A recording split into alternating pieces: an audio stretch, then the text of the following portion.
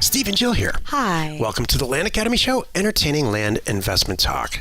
I'm Steve and Jack Butella. And I'm Jill DeWitt, broadcasting from sunny Southern California. Today, Jill and I talk about your land business, marketing, and sales effort.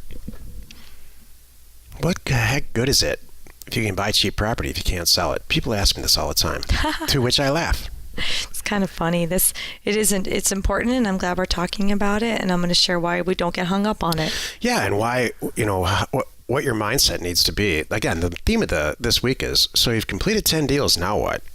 And you should probably, since you've completed these 10 deals, know all the answers to most of this anyway. Selling property is so easy, even in a really bad market. I know. As long as you buy it cheap. It's so funny. I mean, what I'm going to share in the show is just 3 little things that to us are little, everybody should know. And every time I get a call from somebody that's hung up on this, like they have a property, maybe they say, gosh, I'd love to do this. I understand where you guys are coming from. Man, I don't know how this works because I have a property and I've had it for 6 months and it's not selling. Well, one of my 3 things I'm going to mention here, once I say these 3 things, they go, oh, okay, yeah, got it. Now I know. There's 3 things and they're doing them wrong. And they're like, oh, duh. I'm like, yep, thanks. We can help. How many times have you answered this question and while they're asking it, the property sells? Oh. Like right during the conversation. Oh, wait, forget it then. It just sold. That's with our members. That's a whole different thing because I know they're doing it right. They just get hung up. You know, it's funny. Our members are doing it right because they know how to do it. What they get hung up on, it's been 5 minutes in the phone and they didn't check out. Well, come on, give it more than 5 minutes. And they go, okay, an hour and 5 minutes. Now it's gone. Thanks. Before we get into Jill's suggestions here, let's take a question posted by one of our members on the landacademy.com online community. It's free. Okay. Rob asks, I'm a real estate broker full-time who invests in land on the side. Good, Rob. You're in the minority. You should be the majority. Right.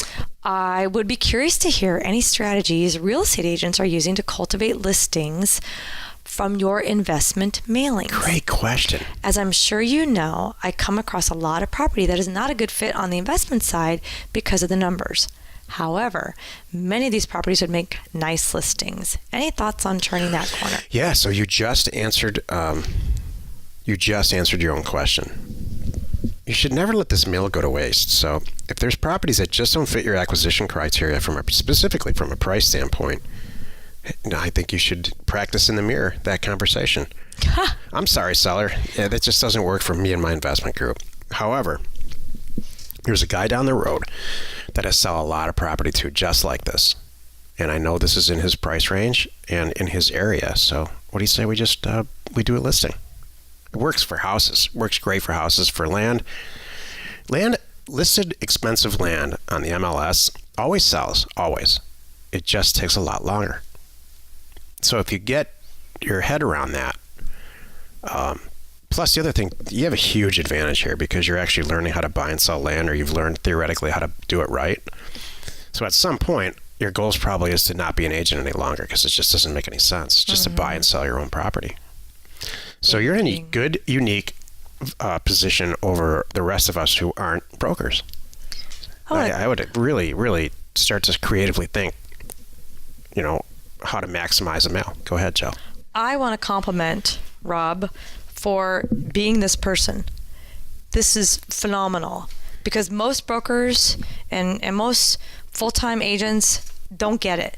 They can't see the transition to being the investor themselves for some reason. And I think it's a pure mental block. And I know because there's so many guys, not you, Rob, obviously. There's so many people brokers that I know that shove me deals all day long. And I'm like, this is a $5,000 property worth $30,000. Why are you not just buying this? And they're like, it's not my thing.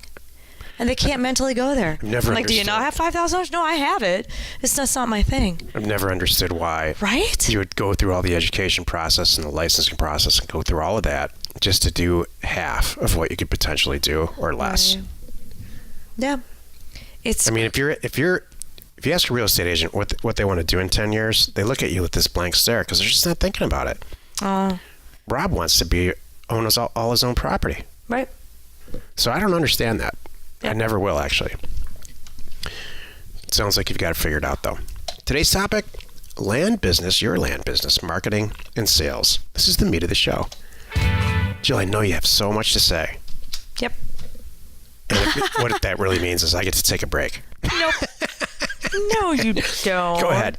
All right, but and I can't wait. I can't wait for Land Academy 2.0 because we have a lot that we're going to share. I know in marketing and sales that we have gathered just over the last couple years because a lot of stuff's changed and it's gotten better and easier and more awesome. So it's going to be good. But so here's the deal. Marketing and sales really comes down to 3 things.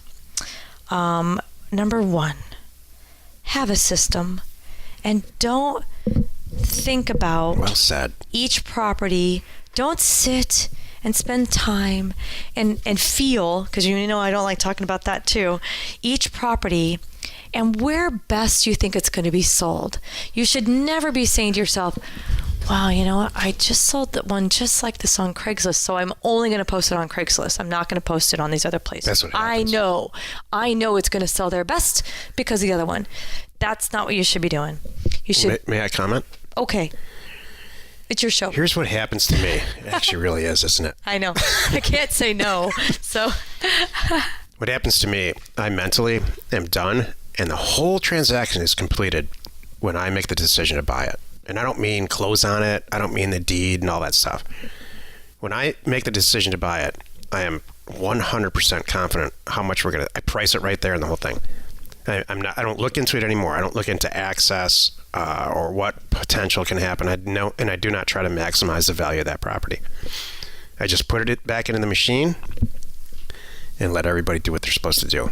And it gets sold. Because I don't care. I just read a whole article about not caring.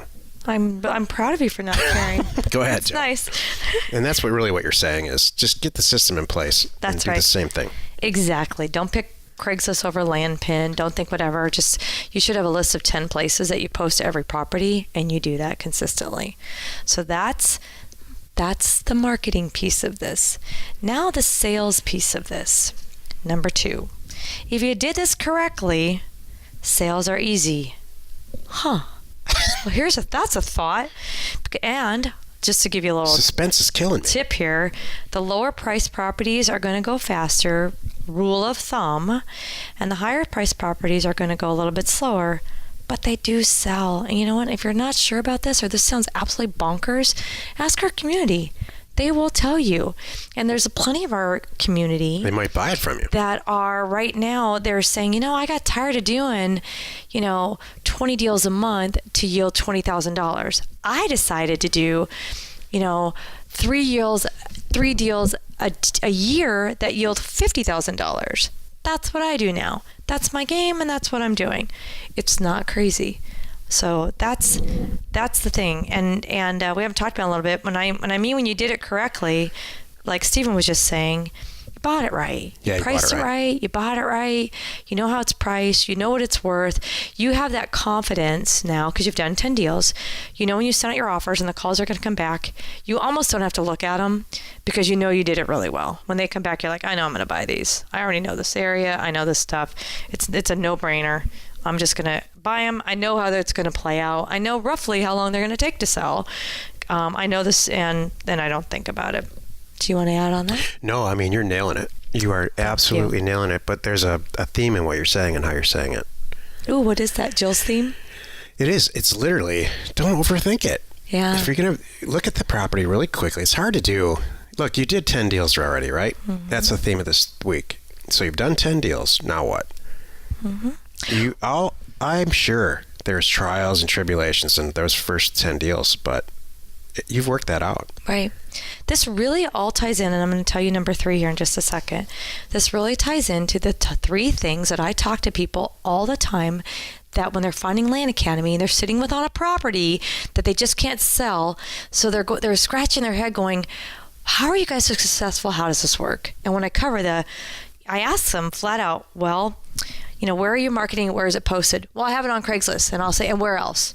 And they say, well, I have it on Craigslist. I go, oh, okay, wait a minute.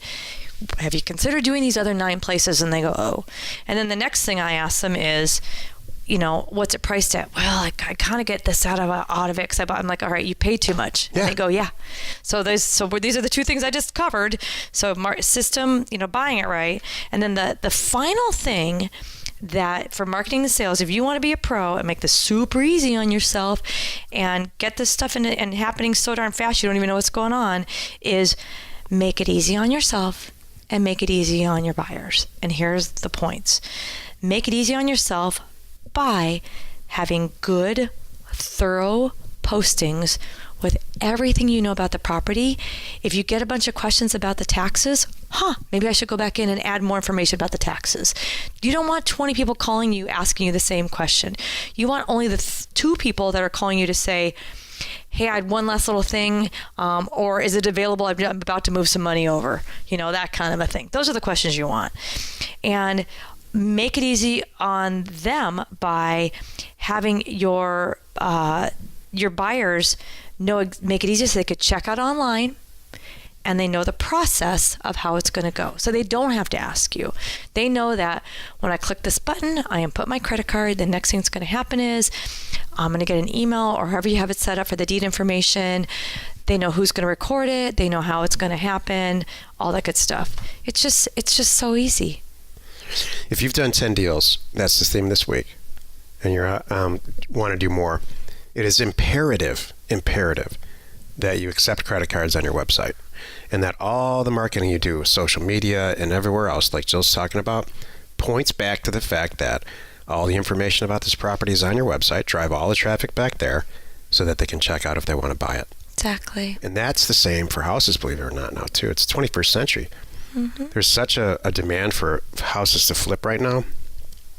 That's how we post them. Right. We make them put a non-refundable deposit down and check out with their credit card online for a few $1,000s to secure the deal. Exactly. And if it goes south, it's over. Right.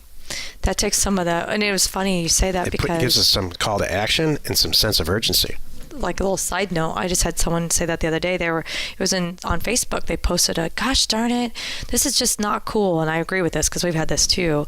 You put a house for sale and brokers will come along and tie up the asset and say, oh, we're in, and they'll sign the agreement when they really have no intention of buying it. It's kind of they sign it and then they take it out. You pull it off the market, and then 3 days later they back out, and you're like, hey, come on, that's not cool. It is not cool. But so that's our way of stopping that. So I hope that if you're in that situation, please use our way. Get them to secure with some money, put some money where their mouth is, and you keep that money. They're going to think a little more about the process before they do that. It's on topic today to talk about developing an A-list of buyers. The truth is we sell a ton of property just by sending an email out. We call it the Platinum Buyers List every week. Yeah. And people and we drive them back to our website. They click on it and check it out. Well, sometimes I haven't even got them on the website yet. That's what happens too. Some of the most successful house deals that we do, and we do them every week, are because we have a buyer in our back pocket. We have a very short list of very wealthy buyers in our back pocket. They just buy the house. Mm-hmm. After 2 or 3 house deals like that, they don't ask us anymore. Mm-hmm. We just send them the deal, and they look at it just the way we buy land. They do they probably go out Zillow, Trulia, and bang, bang, bang. Yes, I'll buy it. Mm-hmm. Is it $10,000 more for them?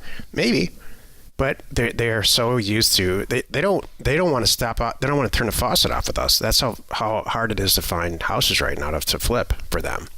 I don't think it is more money. It's definitely saving money. It's saving money over the MLS. But here's what I notice happens, and it happens in commercial real estate all the time. You send somebody a deal, and it's not their perfect deal, and they say, you know what, I am going to buy this from you. It's not really what I want, because I don't want you to turn the faucet off. I want you to send me the next best deal you have. And stuff like that happens all the time. I'm starting to see that more and more because we're getting the same buyers for certain assets in certain areas. So that's another way to just build in marketing. I'm adverse. I don't like marketing, and I don't like sales. I love acquisitions. So if I can get out of selling and marketing, that's good. And well, you are. I know. One of the ways I did that was to get involved with Jill. Get me. Exactly. So wait a minute. Are you telling me all this time we're together just so I can take this off your plate? Wouldn't that be funny? Oh my gosh. Nah, really it wouldn't. Yeah. Well, you've done it again. You spent another 15 minutes with us listening to the Land Academy Show. Join us tomorrow for another interesting episode where we discuss your land business's source of assessor data and bulk mail. There are two tools you cannot live without, especially if you've been limping along figuring it out on your own. You've got to find a consistent source of data and bulk mail. Yep. And we answer your questions posted on our free online community found off of landacademy.com, or you can go straight there. It's landinvestors.com. You are not alone in your real estate ambition. Where do you think they should go? Landacademy.com or landinvestors.com? I should go straight there to landinvestors.com. I'm going to change it in the script. I would like that. Because every single time. Yeah. Every single time have you're you like, noticed? Land Academy, land investors, go there. It's good. I know. It'd be great if we could All just roads make it. lead to Could we just land. call it what it is? Please call Sure. a spade a spade. Sounds good. And I still want to discuss with you why we're together. Now I'm seeing an ulterior motive, but we'll save that for off the air. Oh, yeah. And you don't have any ulterior motives? Share the fun by subscribing on iTunes or wherever you're listening. And while you're at it, please rate us there. We are Steve and Jill for now. Information and inspiration to buy undervalued property.